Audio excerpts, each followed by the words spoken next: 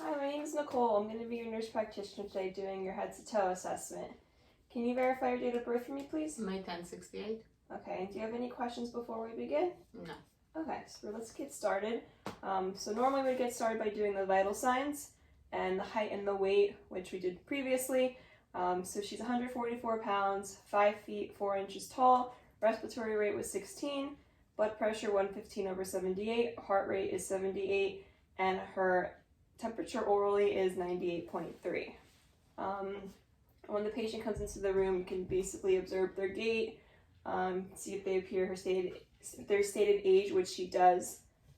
Skin color is appropriate, even in tone. I don't see any physical deformities. Her posture and position is appropriate. Her mood and affect is appropriate as well. So far, talking to her, I don't see that she has any hearing issues. Her speech is clear, and her hygiene is appropriate. Based on the circumstance, it's spring, so you'd want the patient in appropriate attire for spring. For the assessment, she's in shorts and a t-shirt to make it a little bit easier. You would test the patients just to make sure they're Lauren oriented. So can you please tell me the year? 2020. Who's the president? Trump. And where are you? At the doctor's office? Yes. So she's awake, alert, and oriented ×3, which is all normal. So the first system I would start examining is her skin. So as I said before, her skin's appropriate even in tone.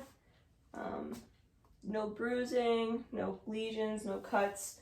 The skin assessment's also done throughout the entire exam. So as I'm checking out like her posterior chest, her anterior chest, her legs, I'm also going to be looking at the skin, any birthmarks, anything like that. I would check her capillary refill too. We could start with that. So I see your hands.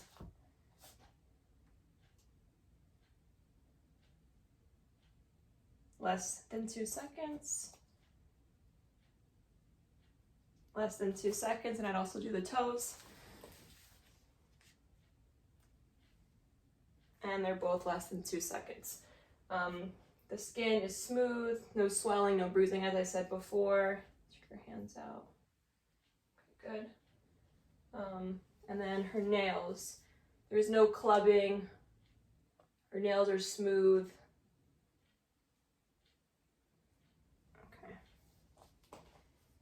And like I said, as we're going, if I see any birthmarks, if I see one birthmark right here, I would just assess for the ABCs and E. So it's asymmetry, border irregularity, color variation, diameter, and elevation, and anything abnormal I would note. Okay, next we're gonna do the head and face. So I would take a look at her head. Her head's proportionate to her body. I don't see any deformities. I'm gonna palpate her cranium, her hair, her scalp. Everything's smooth and even. I don't feel anything popping out. No lesions. I don't see any bruising on her face. Okay.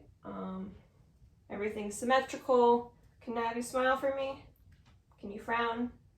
Can you lift your eyebrows? And then can you puff out your cheeks? Okay, good. So that's testing cranial number 7, facial nerve.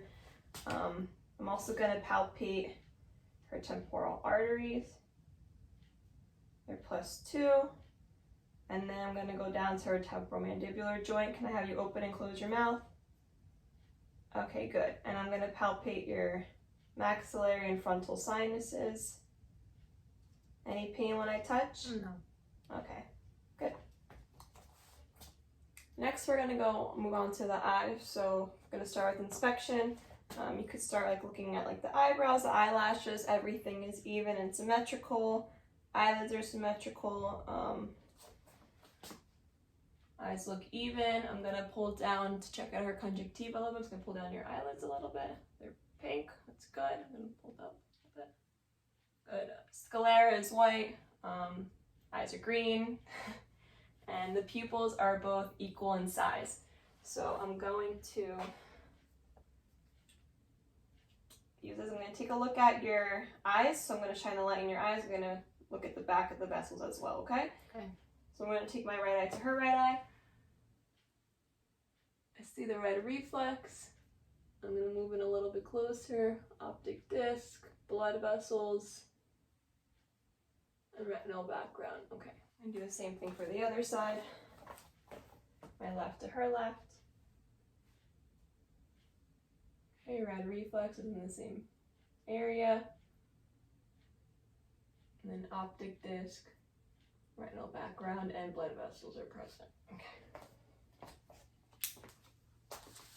I'm going to have you look straight ahead, and I'm just going to shine the light into your eyes. Okay, good.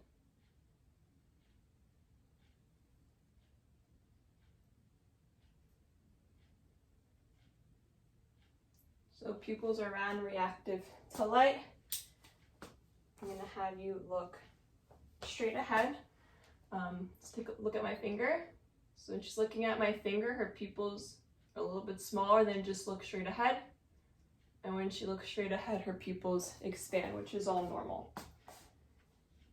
Next, we're going to do the Snellen chart test for visual acuity. So the chart is positioned 20 feet away from the patient. I'm going to have you cover one of your eyes, and then you're going to look straight ahead at the chart, and you're going to read the smallest line you can read. D-E-F-P-O-T-E-C. Okay, and then you're going to switch your eyes and do the same. D-E-F-P-O-T-E-C. Yes, good. Okay. So, her vision, she was able to read the smallest line, which is stating her vision is 20/20. For the Jagar card test that tests near vision, I don't have the card, but what you can do in addition to that is just have a patient read like a newspaper or paper or something to test their near vision. So I'm just going to give you this, and can you read the first line? Hold chart 6 feet from your eye in a good light. Okay, and she didn't move the card away, she didn't move it closer, so her near vision tests is good. All right. Next, we're gonna do the confrontation test. So I'm gonna sit next to you. If you could just turn a little bit and face me. So you're gonna cover your right eye, and I'm gonna cover my left eye. And when you see, you're gonna look straight ahead at me, and when you see my hand, just say now. No. Okay. No. No. Okay. So she saw my hand at the same time that I did, and we're gonna do the same thing for the other eye. So cover your other eye. No. No. No. Okay. And now we're gonna text the extraocular muscles. So what I'm gonna have you do is I'm just gonna have my finger here. You're gonna look at my finger, and then my other finger is gonna move away. Just follow that finger. Good. So her eyes are moving together. There's no delay in either eye, and movement is smooth. Okay, next we're gonna be doing the ears. So I'm gonna start off by inspecting the ear, position the alignment. Patient has her ears pierced. Ears are symmetrical. I don't see any discharge. I don't see any lesions, abrasions, anything like that. I'm gonna move your auricle around. Any pain? No. I'm gonna push on her tragus. Any pain? No. Do the same for this side. Any No. pain or discomfort? No. Pain or discomfort? No. Okay. Next, I'm going to use my otoscope to take a look at her ear. Okay, so I'm going to pull up and back this and inspect her ear canal. So try not to move. Okay, cone of light is at 5 o'clock. Tympanic membrane is pearly gray. No scarring, everything seems to be intact. I'm going to do the same for your other side.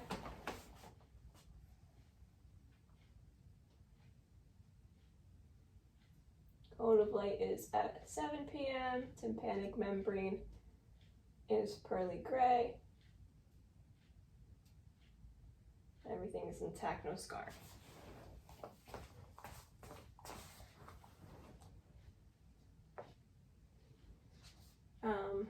Next, we're going to do the hearing test. So I'm going to have you kind of occlude your ear a little bit, and I'm going to say a word. Do this one first. I'm going to whisper something, so look straight ahead, and you're going to tell me what you hear. Apple. Apple. It's kind of loud. Alright, and we're gonna do the same for this side. So, Baseball. okay, good. So she passed, she heard everything. Alright, 2 tests. So 2 tests you can do for hearing loss is the Renee test and the Weber test. So the Weber test, I'm going to strike the fork, put it on your forehead, and you're going to tell me if you hear it more in your left ear, more in your right ear, or both equally in your ears, okay? Mm-hmm.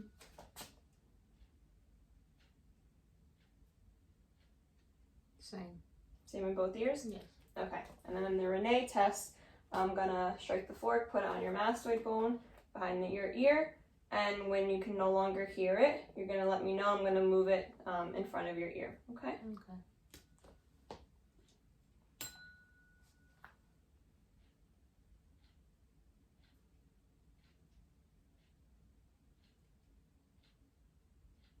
No.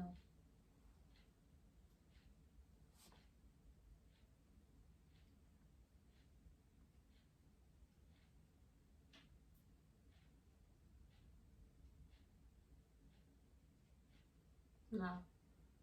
Okay, so for the first part, the bone conduction was about a little under 10 seconds, and then for the air conduction, it was almost twice as long as that, which everything is intact, and I would repeat the same for the other ear.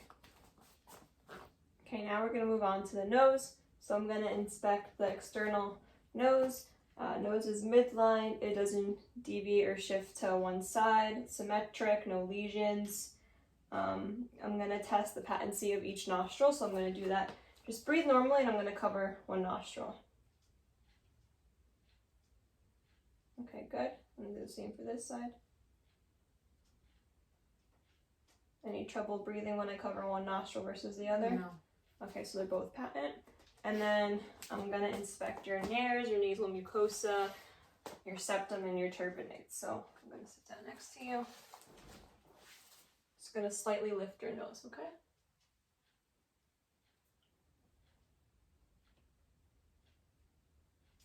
Everything is smooth. There's no redness, no lesions, anything like that. It's also very highly vascular, so you don't want to stick the light in the nose because the patient can bleed. I saw no foreign bodies. The septum was midline, it wasn't deviated, and no discharge noted. Alright, next we're going to do the mouth. It's just looking at the patient's lips. They're pink, they're smooth, they're intact, they're not cracked or dry or anything like that. I'm going to have a seat next to you. I'm going to shine the light. I'm going to inspect the mouth, so open your mouth.